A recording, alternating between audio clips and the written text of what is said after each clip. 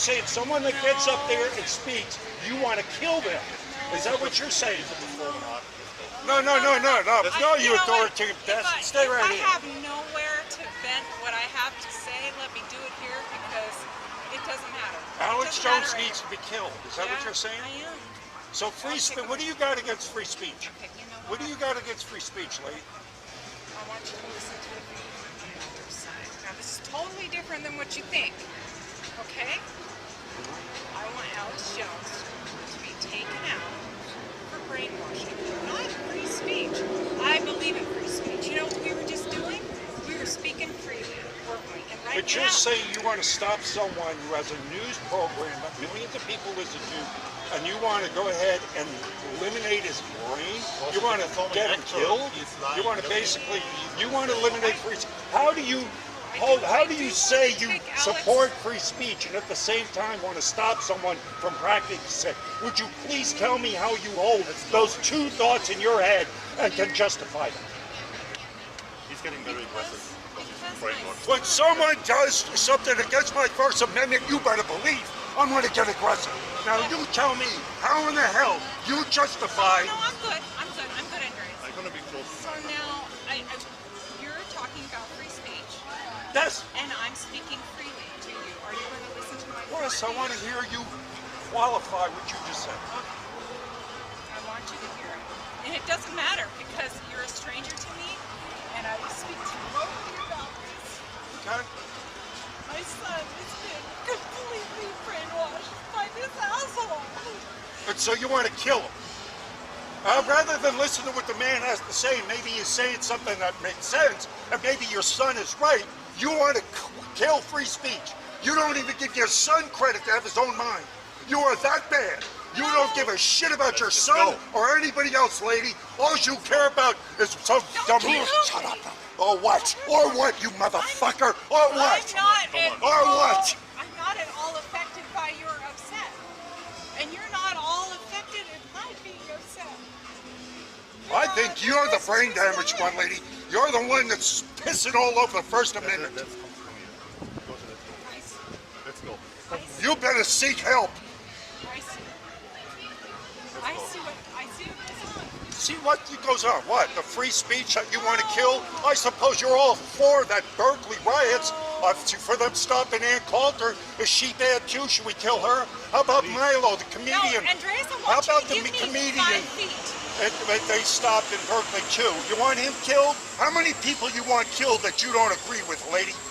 Tell me how much totalitarian Nazi bullshit you got in you. Oh, I get it perfectly. I get it perfectly. Can you stop talking further away? Can you stop talking further away? No. Can you give me 5 feet? Oh, you can stay here all day and try to justify that. No, I'm not going to try to justify it to you. To me, I'm interested in the views of other people, and I see the people that listen to Alex Jones have a very finite view of what goes on in this world. And they have How do you know? Have you listened to him? And they have a Have you listened to him? Absolutely. Really? So what do you find objectionable? Anything he said? Name one thing you find objectionable. Name it. It's brainwashing. How's it brainwashing? All he does is show other people's newscasts and he analyzes it. I don't know that he's 100% correct. How do you know he's brainwashed anybody? Because of the passion that comes out of the people. When you start screwing with the First Amendment, you better believe there's passion. Listen, excuse me, do you see my passion? It's a different level.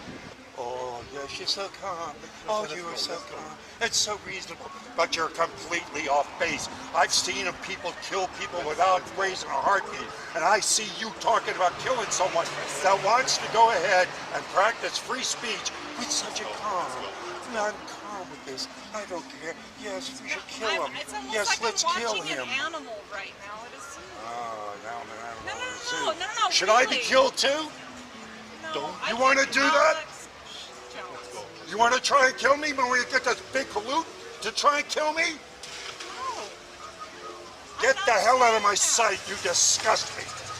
You make me sick.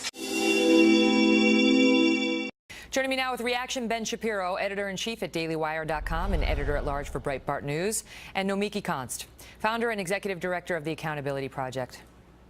All right, so at the beginning, I just want to separate, for the purposes of this discussion, what's happening at the University of Missouri on the race front, which is very charged, and you can understand some upset over what's happened with the race issues.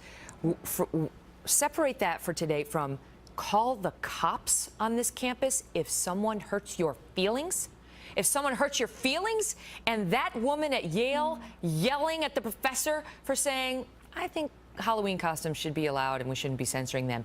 How do you sleep at night? I'm going to leave. Good, go. I mean, I look at that. You tell me, Nomiki, because you're going to defend these people. Of course. I look at that and say, I can't wait for my kids to get out there in the world against these people. I can't wait. Well, they're going to kick some.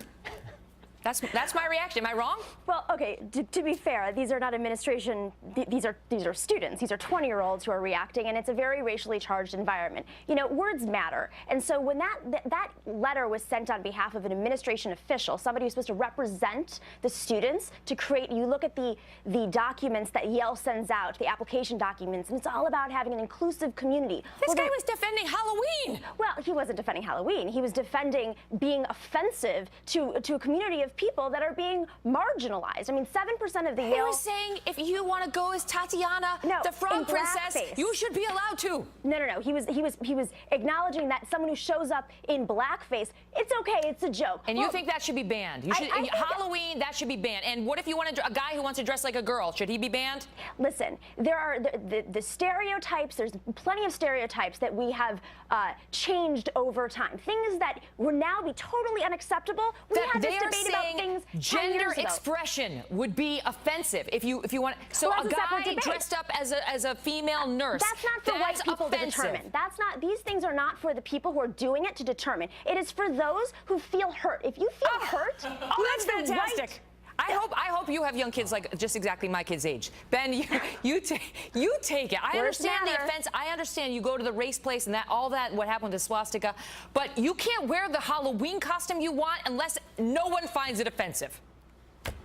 Well, now the selectively offended get to run the rest of the country. I mean, this is what we are creating. We are creating a society of panty-waist fascists. What we are creating is a group of people who are oversensitive to everything and then are willing to call the cops as soon as they are offended. It's actually incredible, and it's a violation of the First Amendment, which you saw with a professor from the Mass Communications Department at Missouri telling reporters that they have no right to be there, and at Yale you have students shouting people down. If this is the climate that we're supposed to create, if this is supposed to create openness and tolerance on the campus, I'm missing the openness and tolerance in let's call the police if I'm mildly offended because my feelings have been hurt. I mean, this is creating a country of crazy people. How can you watch this and not go crazy and think that everyone who's involved in it is crazy in the first place? How about that woman from the communications department, Nomiki? Listen, shutting down the student reporters from filming the protests she was promoting. Guess how you promote them? Put them on TV. I do agree with that, and I think that Josh Earnest has said the same thing. There's a very thick line between being politically incorrect and being racist, and words matter. So when a community of people that has been perpetually marginalized at institutions across America over history feels offended, we should acknowledge that. And I think that these protests are a reflection of a community of minorities that feel unacknowledged and not respected. And so, Ben, I read your article today, and I was shocked by the language you used. You were saying that it's time for the right call the police to right now. fight. Yeah. No, but you read his column.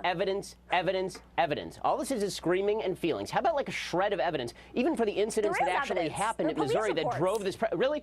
Where was the police report exactly when it came to, for example, the first N-word incident that led all of this? There was no police report on any of that. In the second incident at the N-word at the University of Missouri, the administration investigated, and the kid's under investigation. In the third incident with the cop car, with the car hitting the guy. Let me just ask you this, because we're short on time. You tell me, Nomiki, whether we are training these kids to be little cupcakes who never have to encounter anything offensive, assuming everything you said is offensive. They never have to encounter it because they can call the cops or they can get their administrators fired, or whether it's better to educate them that there are offensive things in life. There are insulting things in life. There are people who will say very incorrect or impolite things about you, politically incorrect things about you, very publicly and in a way that you might feel very offended by.